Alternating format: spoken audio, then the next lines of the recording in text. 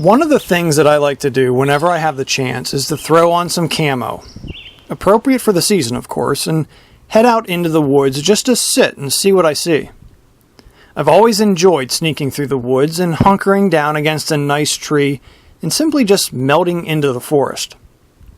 After that hour or so of silence has passed, you begin to feel that sense of anticipation. You can just feel it in your stomach that things are about to heat up. Now, before going out, I typically shower and pull my clothes and camo that were laundered in scent-free detergent from airtight bags. Now, I know the scent-free approach can be excessive to a certain degree, especially when it isn't even hunting season, but you can't help but respect the acute qualities of a whitetail's nose. By executing the precautionary measures that will maintain minimal pressure, I'm able to step into the whitetail's world with complete confidence. During the first half of Spring Gobbler this year, I took my normal 10 days off of work and headed for the turkey woods. Being able to hunt only until noon, I spent the rest of my days working on several of our food plots, different apple orchards, and of course NCPA-related work. I decided one evening to sit for the last 2 or 3 hours of daylight. Now, my expectations for this sit was nothing more than a sure battle with gnats and mosquitoes, but a peaceful couple of hours as the woods grew darker was my only true desire.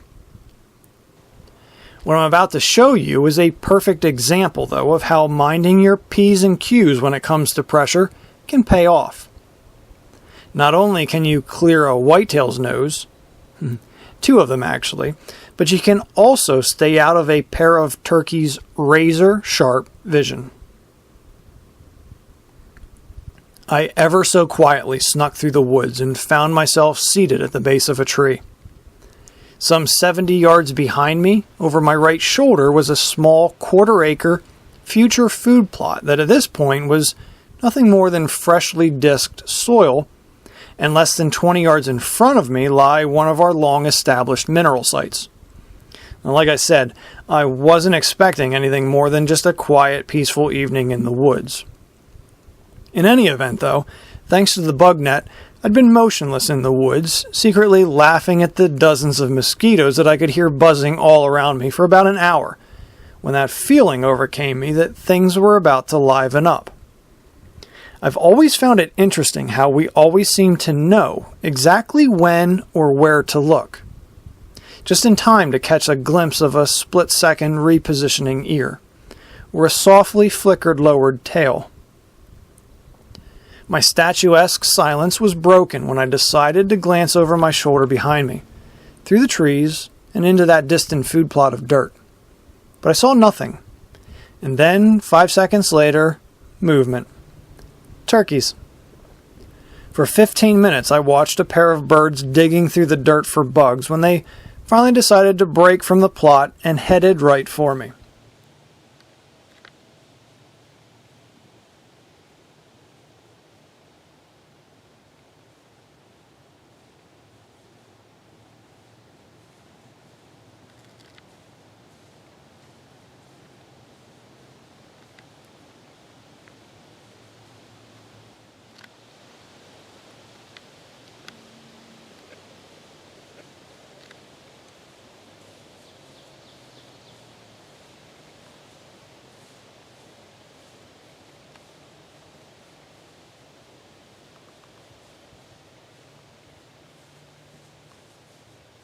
Just 15 yards away at my 3 o'clock, they both headed straight to the mineral site that sat less than 20 yards to my 12. Now, it wasn't the closest I've ever been to a completely oblivious bird. 7 and 3 yards last year to a live gobbler has been my best, but anytime you can get in that close to a turkey and win the all-too-famous You Don't See Me contest, why, it's a pretty exciting time.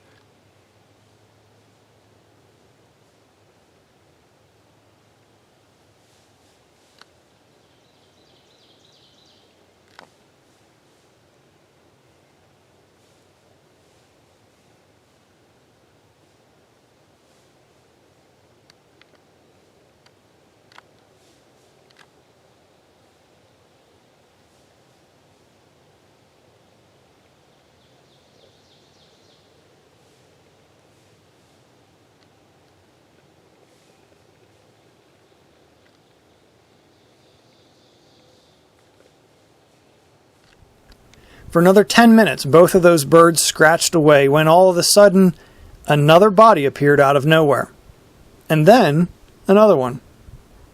With both of those turkeys at my 11, and now 2 bucks at my 1 o'clock, all of them less than 20 yards from me, talk about an awesome time to be in the woods.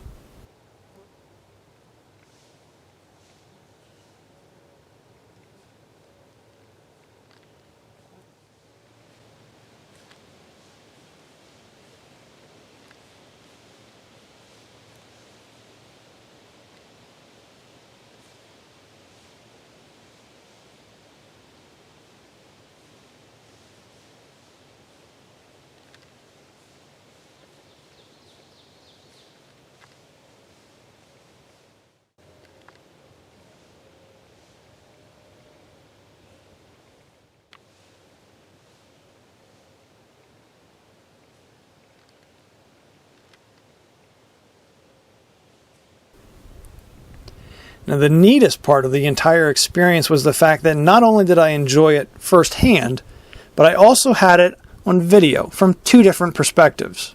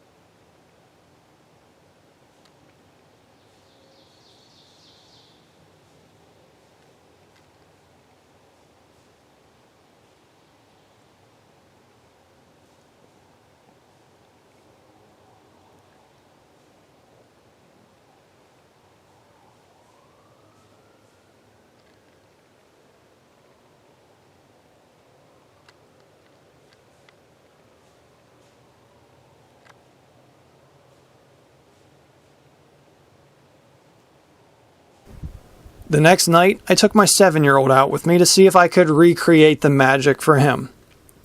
He'd been out with me before in a tree stand during the fall, as well as on the ground during spring gobbler last year, and he did pretty well. We'd been sitting this time for over an hour when the heat, humidity, and bugs began to get to him, though. He was well aware, though, of that magical last hour, but was ready to head back to camp. He just pulled his bug mask off when I told him, "Let's just sit here another 5 more minutes, bud, and if we don't see anything, then we'll head back." I swear to you, it wasn't even 30 seconds later when movement through the thickening brush about 50 yards in front of us caught my eye. I told him not to move until I said he could as the doe started coming in towards us. Out of the corner of my eye, though, I saw binoculars ever so slowly being raised. And I knew, though, with the bug net off of him, at some point we were going to be in for trouble.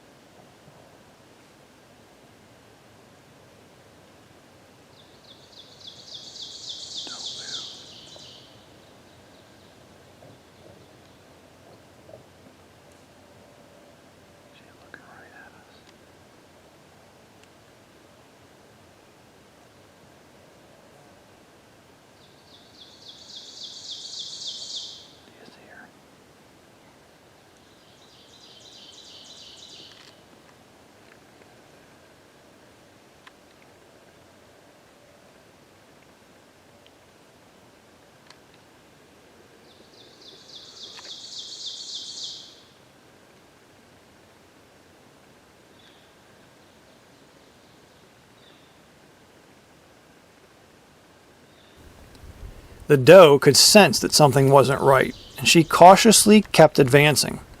But eventually, she had more than she could stand to take, turned to reveal she'd recently given birth, blew, and away she went. She doesn't feel safe because she knows something's wrong.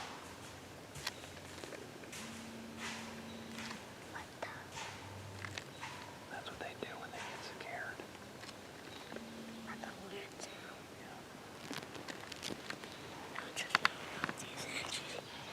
And she didn't even freeze. If she freezes, that means that she sees somebody. That's what they do to alert all the other deer. They breathe through their nose really loud. Oh my gosh.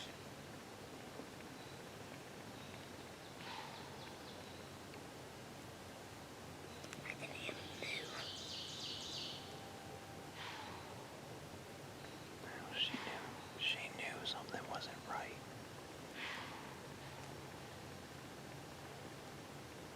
She is still going. It was the closest he's ever been to a live deer. With the exception of the crazy 1.5-year-old Spike that we affectionately named Patch 2 years ago, but that's a whole other story in itself for another time. It was also the first time he's ever heard a deer snort before, so he had all sorts of questions. You see, times like this in the woods are so rewarding, and are all the more meaningful when you have someone to share them with. I'm sure 30 years from now, he and I will still be talking about that time in the woods with that one doe.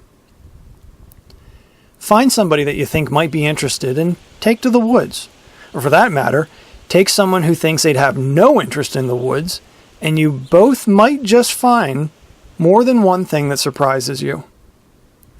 Sowing the seed for a lifelong love and passion for the outdoors is something only a mentor can do.